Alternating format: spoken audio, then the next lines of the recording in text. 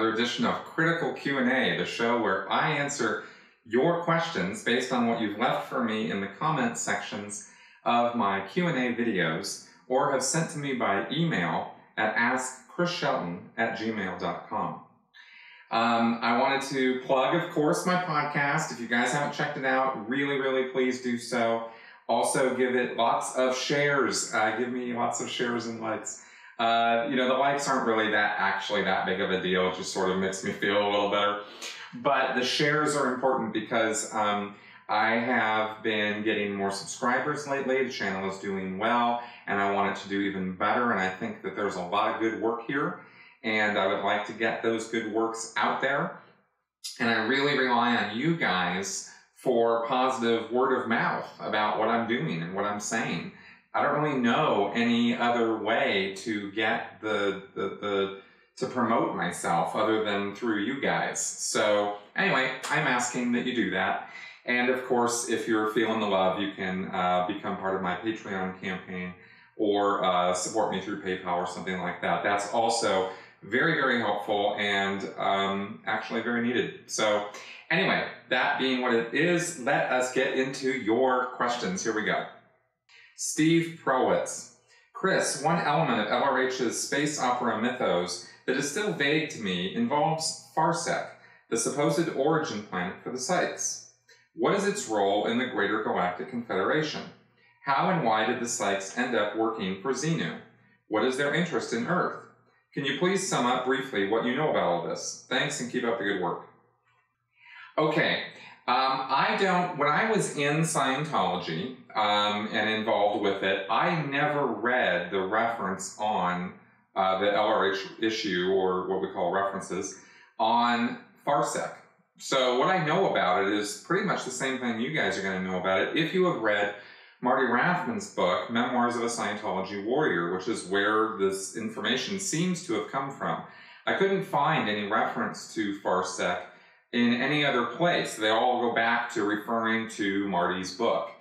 And that's fine. I'm not doubting Marty's word because I absolutely believe that Hubbard wrote this issue laying out Farsec as the planet where the psychiatrists came from. And basically the story goes that there's some planet that existed back in the day, way back. We're talking about trillions and trillions of years ago. That was called Farsec. Where they grew these special brand of beings who they trained and indoctrinated to become what are now here on Earth psychologists and psychiatrists. And before there was psychology and psychiatry, they were priests and shamans. Hubbard had a lot to say about the control that priests and shamans, like tribal shamans, had, and the way that they could hypnotize people in the tribe and use the idea. Hubbard was really big on the idea of using a god figure to promote self-worth. Like that's how the priests and the shamans had power, was they were the conduits to the higher power, the higher being. And only through them could you communicate with the gods. So therefore, that was how they had a lot of position within the tribe. So they also had techniques that they had developed. Hubbard described, like he talked about one thing in a lecture where he said that a shaman would come up to a person and yell, like just scream, "Ah!" They were trained in these like primal screams, right? And then right after the scream was over and imperceptible to anybody else, like they'd come up and go, "Ah!" And then right after that, they would say something to the person, just a word or two. But Hubbard said, he claimed that because of the way the mind and hypnosis works, that little whispered word to the person would act like a subliminal hypnotic command, and the person would have no choice but to follow it. And so this is why you see, shamans running around screaming and doing what they're doing. That looks kind of, weird and crazy, but it's actually a mind control technique. Now, whether that has any truth to it or not, I have no idea. It's just something Hubbard said. But he said that these beings, these priests and shamans, were thetans, I suppose, were spiritual beings, right? That's the Scientology word for a spiritual being, is a thetan.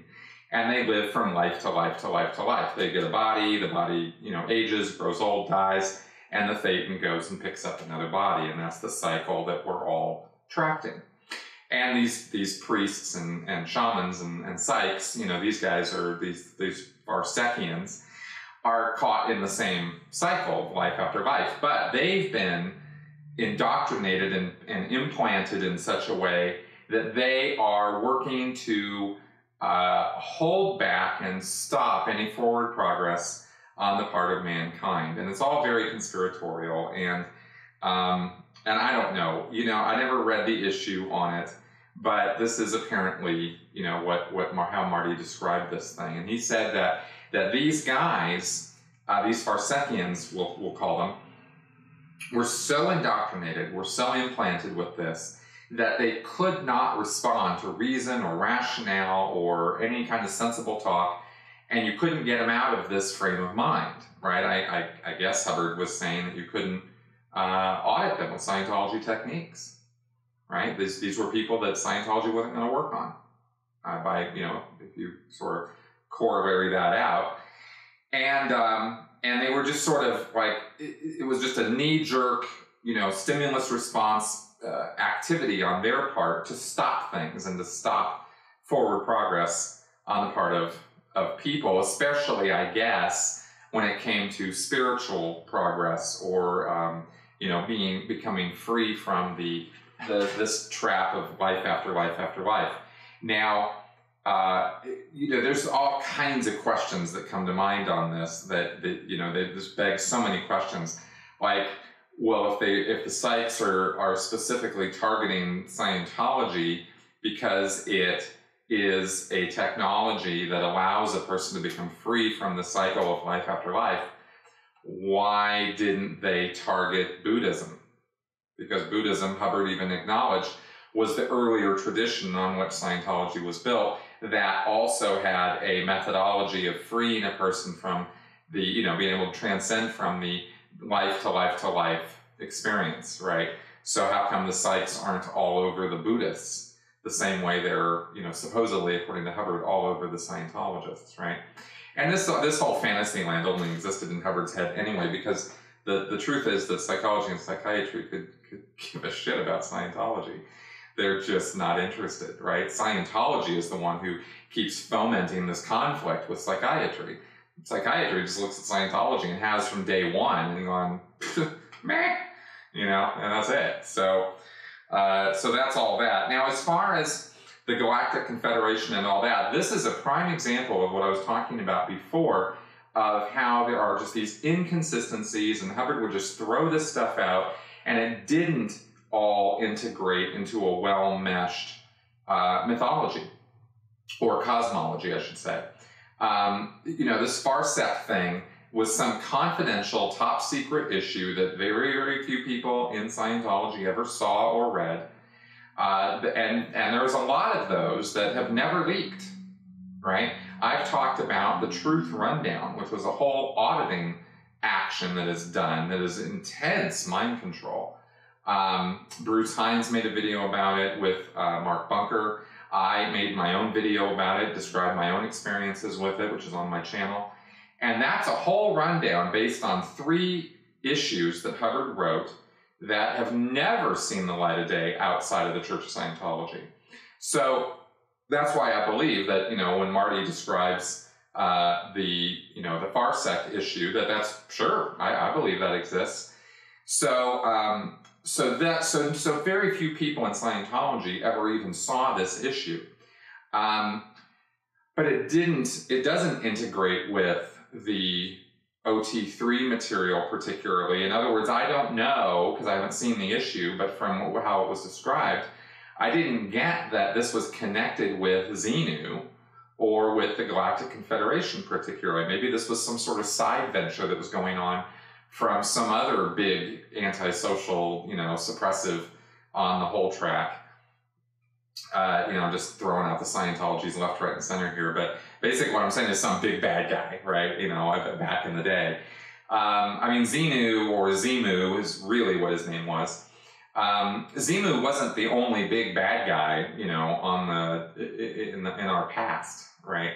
I'm sure there were others. There would have to have been, and Hubbard never really laid out, who they were by name or something, but maybe these Farsekians were, a spawn of such a person. I don't know, because it doesn't say, or in Marty's book. So but the inconsistencies like that, the invader forces and the Markabians and the Galactic Confederation and Xenu and now the Farsekians and there was a planet called Helitrobus which had these heaven implants involving radioactive clouds and light and whatnot, right? And this was a whole place that people would be sent and implanted and made to think that they had gone to heaven. And there were so many of these things that Hubbard laid out. A lot of different stuff, and it doesn't come together well. So this is just another tale in the long series of tales that Hubbard told through the course of, over the years of Scientology. AG, you've mentioned a few times in your Q&As that errors in Preclear's case files are constantly found, and of course, correcting the errors are at the Preclear's expense. Unquestionably, an opportunity to siphon more money. My question is, has the Church ever internally acknowledged problematic auditors by demoting or removing them because of obvious incompetence and who clearly had no business auditing other people? Oh yeah, all the time. All the time. Being an auditor in Scientology is one of the most dangerous things you can do, especially since 1996. This is when it became a real problem to be an auditor.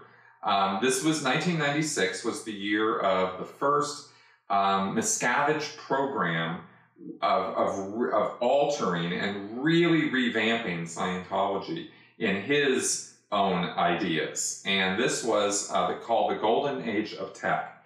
And in 1995, Miscavige started doing investigations into technical application in Scientology at the Flag Land Base in Clearwater, Florida. And he found that there was a particular thing that auditors are supposed to look for on an e-meter that indicates the end of a Scientology process, that indicates it's done. It's called a floating needle. And on the meter, the needle is just sort of rhythmically sweeping back and forth, and it indicates that the process is done and that you've reached an end result. And Miscavige was saying that auditors were miscalling these FNs, these floating needles, and that they weren't floating needles, but they were saying that they were, and so they were not running processes properly. Now, if this was true, this would be a fairly big deal. Anyway, there were other issues as well, such as taking up, when you're having an e-meter in front of you and you check a question, a process with the person, it's supposed to read, it's supposed to respond on the meter in a particular way, which I'm not going to get into all the technical details right now. Yes, the e-meter video will come. Okay, I really wish I'd never opened my mouth about that, but yes, it will come. I've still got research I'm doing on it. But so I'll explain all this stuff in that e-meter video when it eventually comes out. Anyway, Miscavige came down on every auditor on the planet in 1996 and demanded that they all had to retrain on the materials that they had been trained on because they had all been mistrained, he said. And he had this whole new training methodology to handle all the auditors. But there were a lot of auditors caught in the crossfire in 1996, and they were busted. And I mean busted hard. Like, there were Sea Org auditors who ended up in the galley washing dishes to this day. And there were stories of Miscavige berating auditors and really coming down hard on them because of supposed technical errors that they had made in not reading the meter properly. So becoming an auditor, suddenly you were, getting ethics, you were getting conditions, you were getting busted from post and not being allowed to audit anymore. I'm talking about high-trained auditors who had audited for years, sometimes even decades. Suddenly no good. All your certificates were no good. And this became a thing from that point forward. And there were waves of auditors being busted or people getting in trouble because of, this is really when, 1996 is really when the videoing of auditing sessions really became a big, big deal. There had been camera work done prior to that, and there had been audio recording done prior to that, but this is when it really became a thing. And so lots and lots and lots of auditors in Scientology have gotten into lots and lots of trouble. And it became difficult to even, find auditors or train auditors because of this big fear factor that got entered into it. Whereas before 1996, anybody could be an auditor, and anybody, it was considered in Scientology, anybody should be an auditor, everybody and anybody. Whether you were going to audit or not, it was expected that you were going to get trained as an auditor. This was a big deal in Scientology. And after 96, it just became very problematic. I knew auditors who had been so busted in the Sea organization that they were on the RPF with me when I did the Rehabilitation Project Force. That's how busted you could get, is you were just segregated and sequestered, and you had to go run out all your evil intentions because you were such an evil person for daring to try to help people through auditing. So yeah, it's and now these days, there's hardly any auditors in Scientology, hardly any auditing going on at all. Miscavige has managed to just make that a profession that very few people want to take part in, and the time frame of becoming an auditor was extended by years. I mean, it used to be before 96, you could become an auditor in a couple months, no big deal. It was easy. And after 96, it took years just to get trained on the use of the e-meter, much less actually become an auditor. So that's all just kind of important stuff within the world of Scientology. Out in the big wide world, who cares? It's all fraud anyway. But within the world of Scientology, this was all a very big deal. So that's what I can say about that. BTC. The concept of a suppressive person is pretty clear to me, although its meaning really changed from a psychotic individual to an enemy of Scientology to anyone Miscavige wishes to defame, expel, or incarcerate. However, what is the exact definition of a degraded being? Does that only include SPs or also those WOGs who have not availed themselves of the wonder cure that only Hubbard can offer? Okay, it's a good question, actually, and the lines are gray, okay? But I dug up some definitions of a degraded being because they're not suppressive people. I'm not going to re-explain stuff I've already explained in earlier videos on this, because I've already covered this extensively. What is a suppressive person? What is a potential trouble source, or a PTS, right? A person who's connected to a suppressive person. So a degraded being is sort of a kind of special brand of a PTS individual. Here are some word-for-word definitions from Hubbard, and then I'll give some commentary on it. Degraded being. A sick Phaeton who is all caved in can't direct a postulate at anything. When he tries, he lets it wobble around and go elsewhere. The difference between a degraded being and an OT is simply that the DB can't put out a postulate or intention in a direct line or way and make it hold good. Okay, so a postulate in Scientology is a directed or intended thought or effort to make something happen. And in Scientology, postulates are a big deal. When you make a postulate, you are basically putting out positive thought in a direction that makes something happen. When you have a sick Phaeton who's all screwed up, he can't do this. He can't make things happen. He's unable. He's disabled as a being. Okay, and that means that they're really screwed up, and good luck with getting them to ever rise to the occasion, pick themselves up by their bootstraps, that sort of thing. Just sort of this sick little guy. One imagines a homeless person down in his luck, down in the dumps, can't even barely move, this kind of really trashed individual. 2. A harsh term, but a true one. It means a person who is at effect to such degree that he or she avoids orders or instructions in any possible covert or overt way because orders of any kind are confused with painful indoctrinations in the past. This person cannot be at cause without attaining OT level 3. Therefore, they prevent the org from being at cause as they cannot be at cause themselves and will not let the org or anything else be at cause, including executives. Okay, so a little commentary on this because it's sort of a self-contradictory definition if you think about it. Here, Hubbard is saying that these guys, these sick, degraded, messed up guys, have been so messed up by the whole OT3 Xenu thing that they're just screwed. But yet there they are running a body in front of you, and they go through life, but they just don't really get much of anything done, and they're kind of and for anybody, any literary people out there, Bartleby Scrivener, right? The Herman Melville story about the guy who just sits there and scribes all day, and every time the boss comes over and asks him to do anything, he looks up and goes, "I would prefer not to," and goes back to writing. The guy just doesn't do anything, and eventually in the story, he just sort of, dies penniless, just crawls, sits down on the steps of the courthouse or something and dies, if I remember the end of the story right. That would be a real exemplary, example of a degraded being. It's just a messed up, screwed up guy.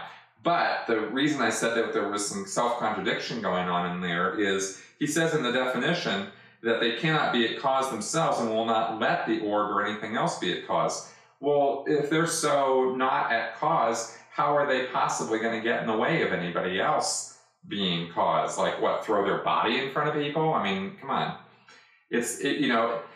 Hubbard says that people who leave the Sea Org are degraded beings, right?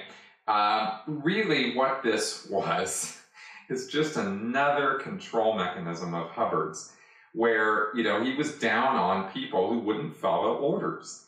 If somebody wouldn't do what he said to do, he'd come up with some label to slap on them that would make them feel bad and horrible and awful and introvert.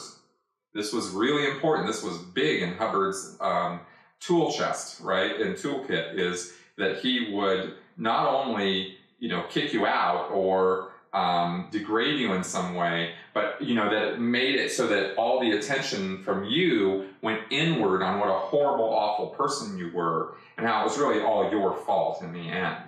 And this was pretty evil stuff.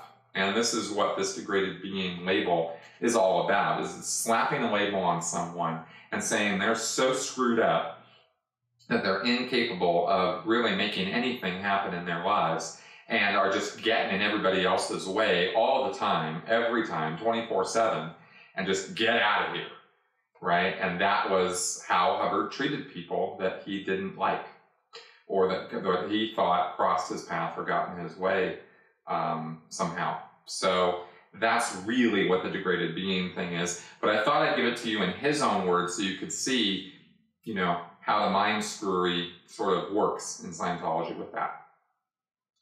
Kelly McMorris. Hi, Chris. How do Scientologists rationalize the fact that they claim not to worship or deify LRH, but also keep offices for him ready for his posthumous return? Well, actually, it's pretty easy explaining this because it's not really in the world of Scientology at the public level and the staff level especially. It's not really literally thought by these people that Hubbard is coming back someday, any day now, and they better have an office ready for him. It's not really how they think. I mean, some of them might think that, but that's not really what that's about. What it is it's sort of a tradition, and it serves, the office serves in the organizations as a kind of acknowledgement to Hubbard. And it keeps there, and this is according to Hubbard's own policies, right? So somebody would have to go in and change a lot of Hubbard policies in order to do away with the L. Ron Hubbard offices in each of the organizations. Because Hubbard makes it very clear in his policies that is to exist. And there's a whole checklist of what's to be in there, and it's supposed to be cleaned every few days, right? There's not supposed to be any dust in there and that sort of thing. And these offices are treated with a certain degree of reverence, for sure. But it's not a deification so much as it's just an acknowledgement from Scientologists that they acknowledge that this guy, Hubbard, was a great, great guy, and they all look up to him, and they think he's a, you know, super genius. And so they keep this office for him in a traditional sense. That's really what it comes down to. It's not a worship thing in the sense of, say, the way that, you know, Jesus Christ is deified and worshipped. So, yeah, that's really the best way I can put it. Kiva Go. Do you think it's a good thing or a mistake that the upcoming 2017 Stargate sequel movie will be ignoring all the series and TV movies that came after the first movie? I look forward to your review when it comes out. Yeah, no, I don't think it's a mistake because I never liked the TV show. I thought they were shit. I liked the movie. In fact, last night the movie was on, and I was actually watching it again. And you know, it's corny. It's a total popcorn thriller and action ride, and there's all kinds of bad science and everything in it. It's a Roland Emmerich, you know, Independence Day sort of spirited movie. Made by Carol Coe back in the Mario Casar days, right? These are the guys who, you know, brought you the Schwarzenegger, a lot of Schwarzenegger movies and that sort of thing, like Total Recall. So it's kind of in that sort of tradition. But James Spader and Kurt Russell did a fantastic job. Didn't really bring a lot of corn into the movie in their roles. They really took it seriously, and so it made it a cut above a lot of other movies that were made by that production company. And I had a great time with Stargate, and I always loved it, and I always look back on it with fond memories. And seeing it again also, you know, brought some of those memories to mind, and I enjoyed what I saw, and I thought it was good stuff. The TV show, you know, and the movies and stuff on TV, I could never go there with that stuff. I always thought, you know, when you make stuff like that into a TV show, you lose a lot of the spirit of the movie and the specialness of it and stuff. And of course, the budget's never as good and that sort of thing too. So I have no problem just dumping all of that and just going movie to movie. I'm down. And it's flash answer time. Stephen Willis, Ford or GM? I have to know, LOL. This debate has been so successfully exported from the USA to Australia that I bet if I put Ford as my religion on my census paper or a birth certificate application, it'd be accepted. Okay, well, I don't even know how there's a debate because clearly Ford, I mean, Mustangs, hello? Like, I don't know any other car. Well, okay, there's one other car. There's a Dodge Charger that I just love. Love those cars, but most of my love for those cars goes back to Mad Max because that's the car, the Dodge Charger, looks most like the Ford car that was Australia made only that Mad Max used in the first Mad Max movie and then the Road Warrior. That's my dream car. I love that car. Always have. I mean, big blower on the front, and that was a badass car. I wanted that thing from the first time I, ever thought about owning a car. And if I ever become rich and famous, I'm gonna figure out how to get one of those things. So for me, there's no question, Ford all the way. Jmagin JHF. I remember on the list of original LRHEDs, one entitled John Travolta, but it wasn't included in the pack. Have you ever heard of a one-copy-only LRHED? Carry on, my friend.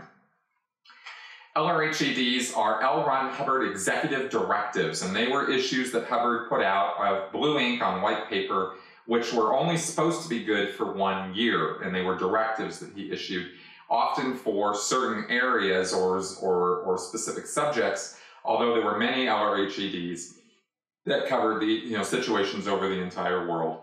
And they had a lot of good news in them, or various programs to get done in the various organizations around the world. The LRHED called John Travolta was a confidential reference, and so he issued as an LRHED. In it were a list of people that were supposed to be the ones who were tasked with dealing with John Travolta and trusted to deal with him. And I never actually saw the issue itself, but I knew somebody who was on that list.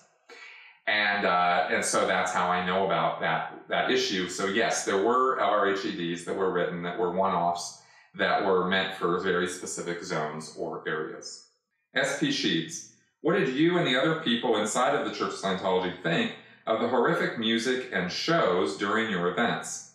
I think I've seen less cheese at a Green Bay Packers game. Horrific. Thanks for your info. They're quite interesting to watch.